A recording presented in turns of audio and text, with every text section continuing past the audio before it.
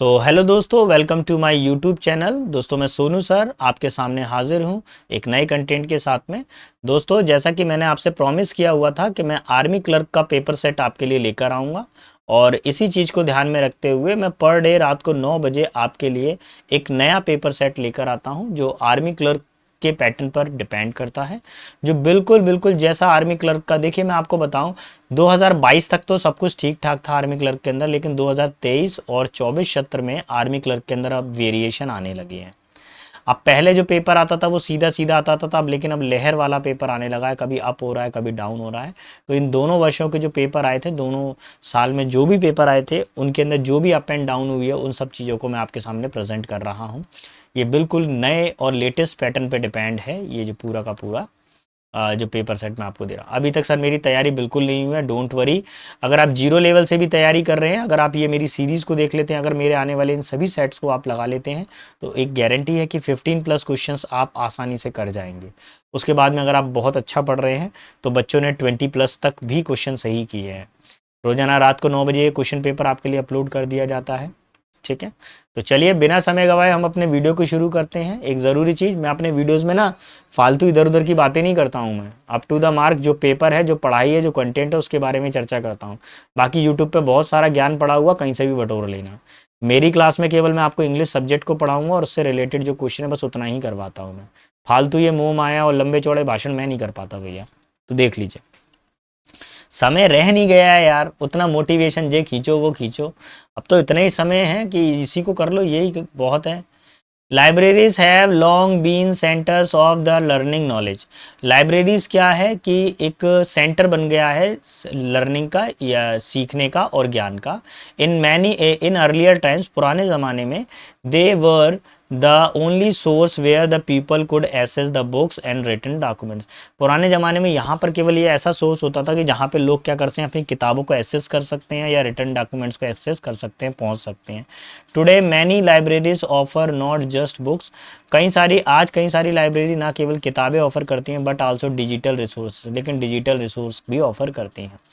Internet की access भी देती हैं, इंटरनेट की सुविधा भी देती हैं, एंड एजुकेशनल वर्कशॉप, और एजुकेशन वर्कशॉप भी लगती हैं। देखिए कुल मिला के जो हम जिस लाइब्रेरी में आज बैठ के पढ़ रहे हो, जिस लाइब्रेरी में आप पढ़ रहे हो, वो एक उन्नत लाइब्रेरी है। वहाँ पर आपको इंटरनेट मिलता है, पानी मिलता है, एसी मिलता है, खुद की एक चेयर बुकिंग मिलती है ना। और लाइब्रेरीज में आपको न्यूज़पेपर मिल जाएगा, मैगजीन मिल जाएगा, ये सारी सुविधाएं आजकल लाइब्रेरी में हैं। They serve students, researcher and even the general public looking for the reliable information. एक वर्ड आया रिलायबल। रिलायबल का मतलब क्या होता है? विश्वसनीय। तो ये क्या करता है, छात्रों को, रिसर्चर्स, जो रिसर्च करने वाले लोग हैं, या जनरल पब्लिक को ये क्या करता है, एक भरोसेमंद जानकारी देने का स्रोत बन गया है। Despite the general growth online content, libraries continues to be important because they provide the free and organized access to the verified material. देखिए आज इंटरनेट की सुविधाएं बहुत सारी बढ़ गई हैं, इंटरनेट हर जगह पे पहुंच गया, फ़ोन हर जगह पे पहुंच गया, लेकिन लाइब्रेरी के महत्व को कोई नहीं निकाल सकता है। आपके पास भले ही मोबाइल है, लेकिन जब आप घर से भी पढ़ सकते हो, लेकिन लाइब्रेरी में जब आप जाके पढ़ते हो तो उसके एनवायरनमेंट की बात ही कुछ और होती है। जब आप घर पे बैठ के पढ़ोगे, हो सकता है 2 घंटे में वो आउटपुट ना आए। मेरा पर्सनल मानना ये है, देखिए मेरे पास में खुद पर्सनल रूम है घर पर, मैंने एक अलग से स्टडी के लिए रूम बनवाया, लेकिन बिलीव कीजिए मैं उसमें कभी पढ़ नहीं पाया प्रॉपरली, क्योंकि घर पे जब आदमी रहता है तो घर स्वर्ग होता है, और स्वर्ग में आती है नींद, तो पढ़ाई नहीं होती। लाइब्रेरी में क्या होता है, जब आप 10 बच्चों को पढ़ते हुए देखते हैं तो अपना ऑटोमेटिकली मन होता है, यार वो पढ़ रहे हैं तो यार मैं भी पढ़ सकता हूँ, है ना। वहाँ कोई बिस्तर तो होता नहीं है, कोई बेड होता नहीं है, चेयर होती है, तो बैठ के पढ़ना ही है आपको। इसलिए लाइब्रेरी के महत्व को नकार नहीं सकते। मोर एवर, और तो और, library promotes reading habits and a quick environment for study. वो रीडिंग हैबिट्स को प्रमोट करता है और स्टडी के लिए एक अच्छा एनवायरनमेंट देता है, क्वाइट एनवायरनमेंट देता है। They also preserve rare manuscript and historical records for the future generation. भविष्य में आने वाली जनरेशन के लिए वो क्या करते हैं, हस्तलिपियों, यानी पुराने जो ग्रंथ थे, धर्म ग्रंथ जो हाथों से लिखे गए थे, मैन्यूस्क्रिप्ट्स या हिस्टोरिकल रिकॉर्ड्स थे, वो कहाँ पे रहते हैं, लाइब्रेरी के अंदर रहते हैं। In the age of the information overload, अब आज के ज़माने में जो इन्फॉर्मेशन दी जा रही है, बहुत सारी इन्फॉर्मेशन बढ़ रही है, library helps people to find trustworthy resources and encouragement of life long learning. देखिए आज के युग में जहाँ पर इन्फॉर्मेशन ओवरलोड हो रही है, वहाँ पर लाइब्रेरीज एक बहुत महत्वपूर्ण किरदार निभाती हैं। ये लोगों को एक ट्रस्ट वर्दी, यानी कि जिस पर हम भरोसेमंद भरोसेमंद स्रोत है और ये लोगों को आगे की तरफ बढ़ाने में, सीखने में सहायता करती है। चलिए क्वेश्चन 1 पर आ जाइए।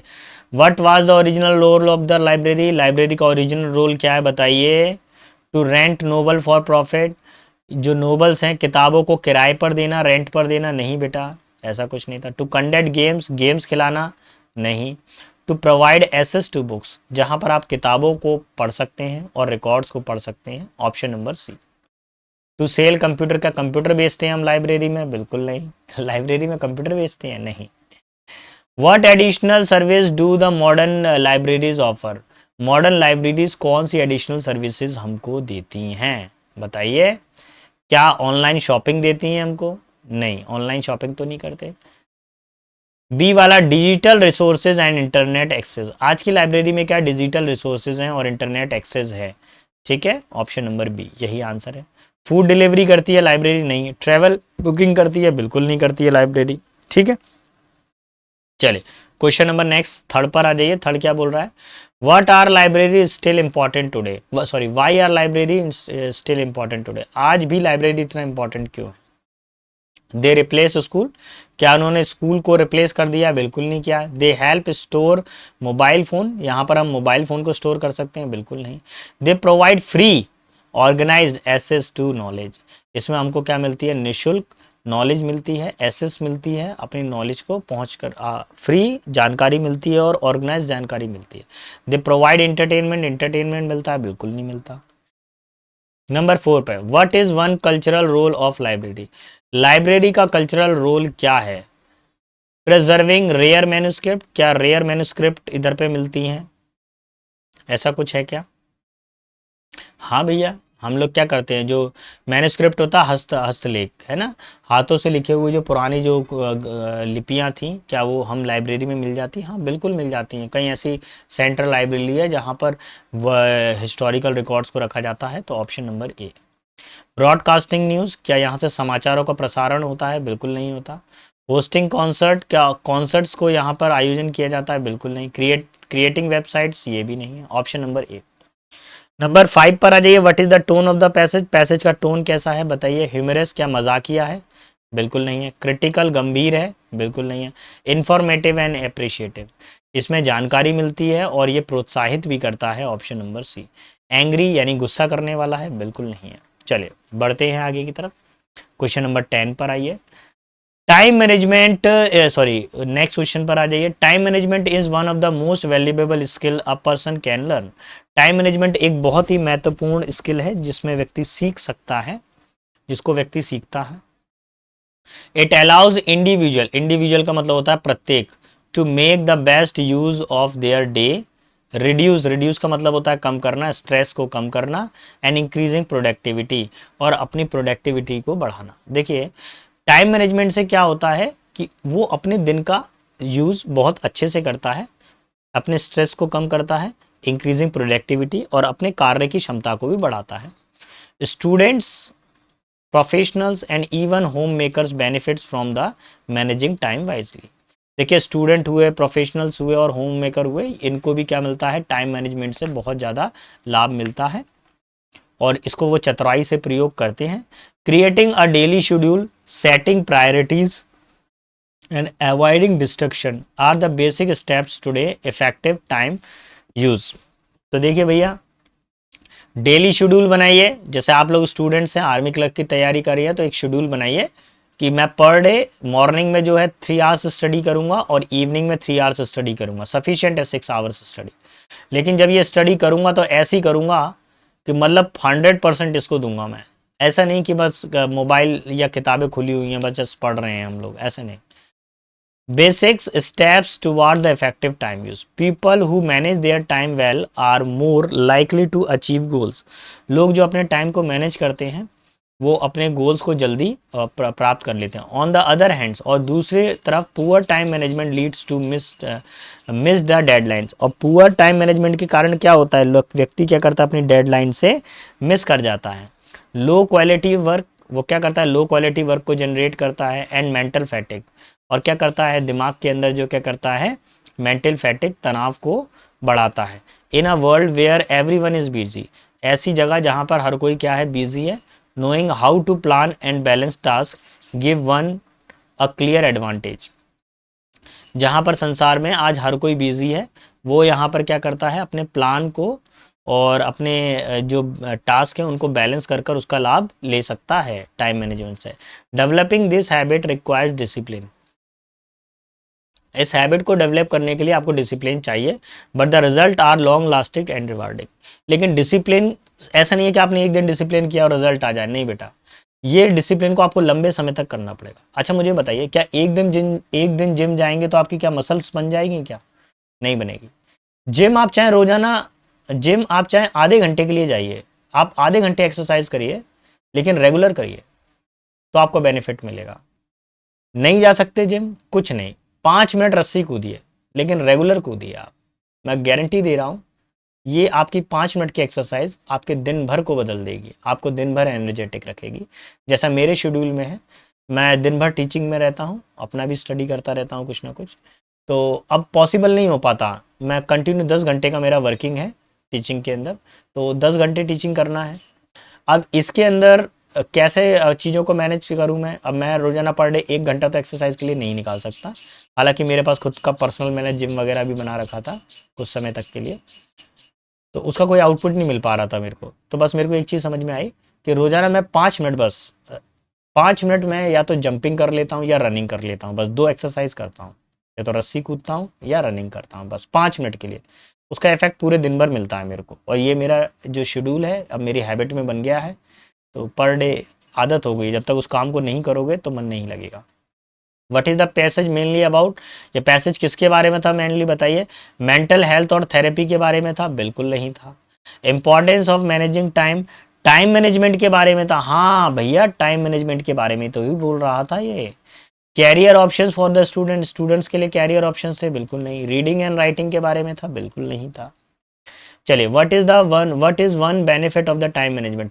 टाइम मैनेजमेंट से एक व्यक्ति को कैसे लाभ होता है बताइए? लेस नीड फॉर स्लीप, उसको कम नींद आती है, सोते समय कम नींद आती है? नहीं भैया। इंक्रीज स्ट्रेस, क्या तनाव बढ़ता है? बिल्कुल नहीं बढ़ता। हायर प्रोडक्टिविटी, प्रोडक्टिविटी बढ़ती है, काम की क्षमता आपकी बढ़ती है, ऑप्शन नंबर डी। मोर असाइनमेंट्स, आपको कई सारे असाइनमेंट्स मिलते हैं? बिल्कुल नहीं मिलते, ऑप्शन नंबर डी। चलिए क्वेश्चन नंबर 8 पर आ जाइए। What is a basic step in managing time? Time management के अंदर बेसिक स्टेप क्या है बताइए? क्या वॉचिंग टीवी, टीवी को देखना? नहीं। अवॉइडिंग गोल्स, जो भी गोल्स हैं उनको अवॉइड कर देना? बिल्कुल नहीं है ऐसा। देखिए बेसिक जो है स्टेप है टाइम मैनेजमेंट का, ये है क्रिएट अ शेड्यूल। पहले एक शेड्यूल बना दीजिए कि भाई जैसे मेरे को सुबह 6 बजे उठना है, 6 बजे उठकर उसके बाद में मुझे पूरा 1 घंटा अपने ऊपर काम करना है, अपने बॉडी पर काम करना है, मेरे को एक्सरसाइज करनी है पूरा 1 घंटा, या कुछ मेडिटेशन करना है। 1 घंटा नहीं तो 30 मिनट कर लीजिए, लेकिन दीजिए। जब तक आप अपनी बॉडी को टाइम नहीं देंगे ना, तो ये बॉडी आपको टाइम नहीं देगी। Option D for Delhi, sorry option जो डी वाला है वो गलत है, आंसर सी फॉर कलकत्ता है।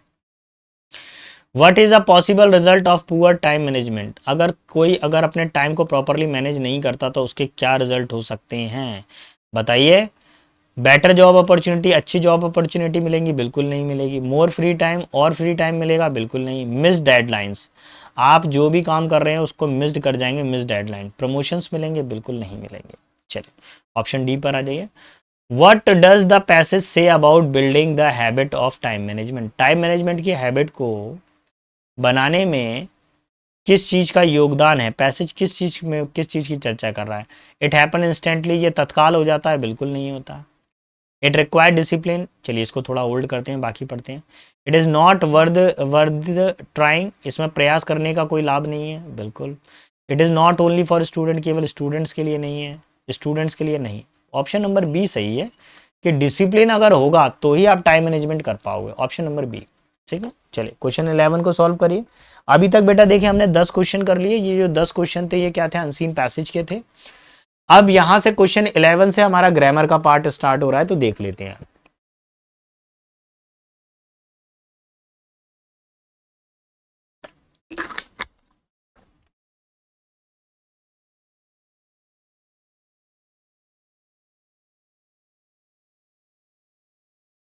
ये क्या बोला गया है?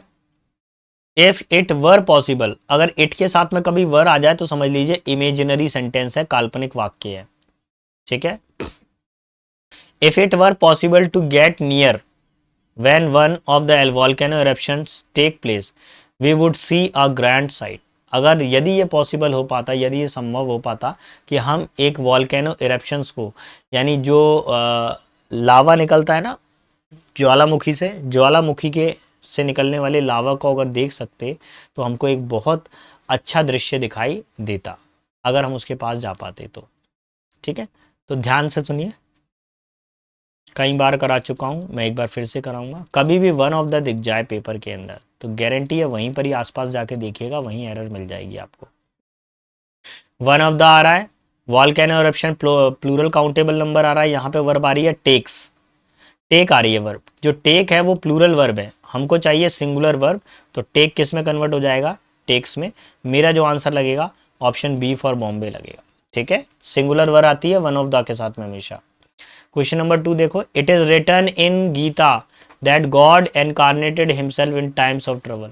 गीता में लिखा हुआ है कि भगवान मुसीबत के समय अवतार लेते हैं।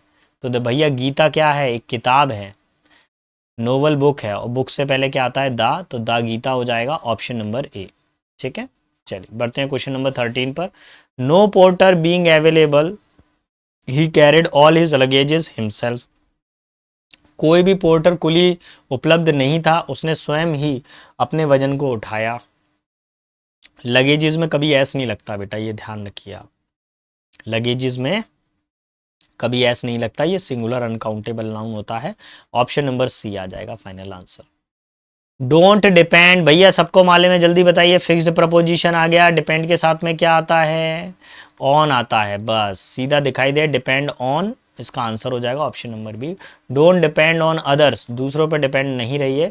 You must stand on your own feet, आपको खुद के पैरों पे खड़ा होना पड़ेगा। Fill in the blank with appropriate preposition, एक योग्य प्रपोजिशन से आपको फिल इन द ब्लैंक को भरना है। Our life promises a lot of, a lot के साथ में क्या आता है, हमेशा ऑफ आता है, ये आपने पढ़ा हुआ है। A lot of pleasure but we must learn to enjoy it. देखिए हमारी लाइफ हमें बहुत सारे सुख देती है, लेकिन ये हमारे ऊपर डिपेंड करता है कि हम उसको कैसे एंजॉय करते हैं। So option number C will be our final answer. Clear, चलिए 16 पर आइए। Dash rich are not only happy. देखो मैंने आपको एक चीज बताई थी पिछले वीडियोज में, मैं दोबारा से आपको एक चीज बताऊं, मैं कभी भी फिल इन द ब्लैंक बना हुआ हो और वहां पर रिच लिखा हुआ हो या पुअर वर्ड लिखा हुआ हो, गारंटी है दोनों में क्या आएगा, दा आएगा, दोनों में क्या आएगा, दा। और एक और चीज, अगर कभी भी दा आ जाता है तो रिच में कभी भी ईएस नहीं आएगा, और कभी भी दा आ जाए तो पुअर्स में कभी एस नहीं आएगा। ये दो वर्डों को अच्छे से रट्टा लगा लीजिए, ये बार बार आपको रिपीट एक्शन है आर्मी क्लर्क का, ये पूछते हैं। तो रिच यहां पर क्या हो जाएगा, दा रिच हो जाएगा। The rich are not always happy, अमीर लोग हमेशा खुश नहीं होते हैं। रिच से पहले कभी दा लग जाए तो हमेशा अमीर लोगों के ग्रुप को बताया जाता है, अमीर लोग हमेशा खुश नहीं रहते। 17 पर आ जाइए। Oranges are sold by dash. देखिए ध्यान रखिए, अगर कोई भी चीज किसी भी यूनिट पर बेची जाए या खरीदी जाए, अगर बाय दिया है फिर फिल इन द ब्लैंक के और फिर यूनिट आ रही है, यूनिट ऑफ मेजरमेंट, यानी कि जैसा मान लीजिए डजन आ जाए, किलोग्राम आ जाए, मीटर आ जाए, लीटर आ जाए, तो हमेशा ऐसी सिचुएशन में आपको यूज करना चाहिए दा का। किसका यूज करेंगे, दा का, ऑप्शन नंबर सी। क्लियर, चलिए तो अब आ गए बेटा हम लोग PQRS वाले सेंटेंस को। अब इसको देख लेते हैं, इसमें क्या करना है। एक स्टोरी अरेंजमेंट है, पहला सेंटेंस दिया हुआ है और आखिरी सेंटेंस दिया हुआ है ब्लू कलर में, और बीच में स्टोरी दी गई है, इसको आप लोगों को सॉल्व करना है। तो शुरू करेंगे भैया, कैसे शुरू करेंगे, पहले तो ना ऑप्शन चेक कर लिया करो, ऑप्शन में क्या क्या है, क्यू है, एस है, पी है, क्यू है। तो अगर आप देखें इसके अंदर जो आर वाला सेंटेंस से सेंटेंस तो शुरू हो नहीं सकता, आर से सेंटेंस शुरू ना करें आप, ठीक है, बाकी इनसे कर सकते हैं। The tourist were amazed, tourist क्या थे, अमेज्ड हो गए थे, आश्चर्यचकित में पड़ गए थे। टूरिस्ट कौन होते हैं बताइए, पर्यटक, और पर्यटक होते हैं घूमने वाले, वो आते हैं देखने के लिए दृश्य, क्या आते हैं, दृश्यों को देखने आते हैं। तो वो क्या हो गए, अमेज्ड हो गए, सरप्राइज्ड हो गए, किस चीज को देखकर सरप्राइज्ड हो गए, एज दे लुक्ड डाउन, जैसे ही उन्होंने नीचे देखा वे सरप्राइज्ड हो गए। तो पहला सेंटेंस एस से शुरू होता है, तो पहला सेंटेंस एस से शुरू हो रहा है, तो कौन सा वाला ऑप्शन बन जाएगा, ऑप्शन नंबर 3 ही बन जाएगा। एस के बाद में क्या आ रहा है, Q, by breath taking view, उन्होंने ब्रीथ टेकिंग व्यू देखा, यानी सांसों को फुला देने वाला, मतलब सांसों को थाम देने वाला व्यू देखा। ब्रीथ टेकिंग व्यू ऑफ किसका व्यू देखा उन्होंने? ऑफ वाटरफॉल, उन्होंने वाटरफॉल का व्यू देखा। फ्रॉम द टॉप, ऊंचाई से देखा उन्होंने।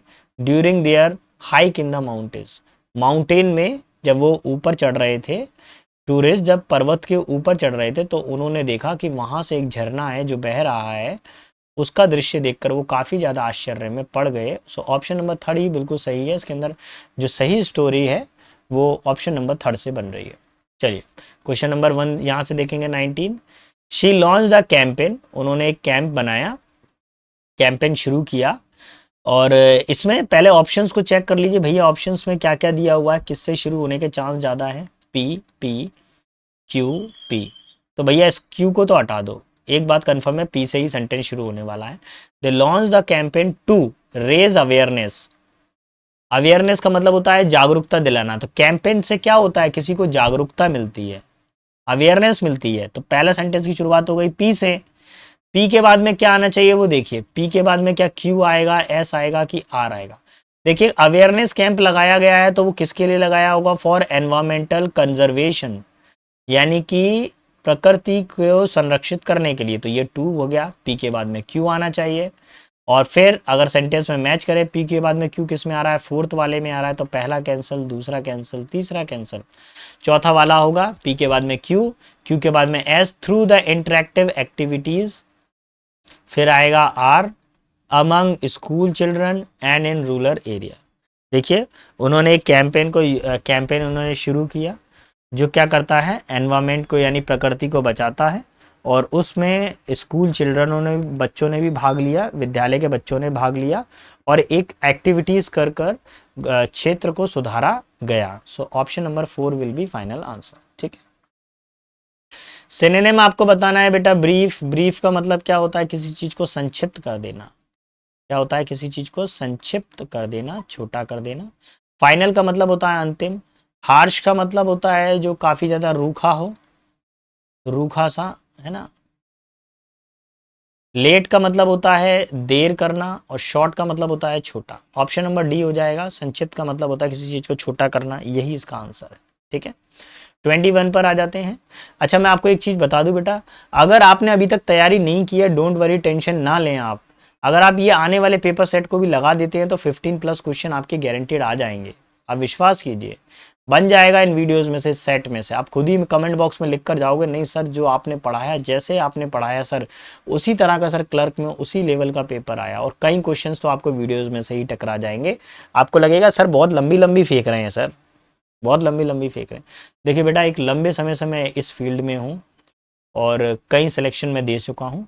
अभी तक ऑफलाइन बैच में मेरे पास में 200+ क्लर्क का सिलेक्शन हो चुका है ना। लेकिन ऑनलाइन पर अभी मैंने स्टार्ट किया है, तो ऑनलाइन पर भी धीरे धीरे बच्चे जुड़ेंगे, तब उनको पता चलेगा सही या गलत का। तो देखिए एंटोनिम आपको बताना है, वर्ड है जेनरस। जेनरस का मतलब होता है जो व्यक्ति विनम्र हो। कैसा हो? विनम्र हो, पोलाइट हो। ठीक है, थॉटफुल का मतलब होता है विचारशील, जिसमें काफी सारे विचार चल रहे हो किसी के मन में, विचारशील। पोलाइट का मीनिंग समझ में आ गया, विनम्र होता है। काइंड का मतलब भी विनम्र होता है। सेल्फिश, ये दोनों का मतलब क्या होता है? विनम्र होता है, विनम्र। ठीक है, अच्छा सेल्फिश का मतलब क्या होता है? मतलबी, इसको क्या हो? अपने काम से मतलब हो, किसी और से मतलब नहीं रखता हो।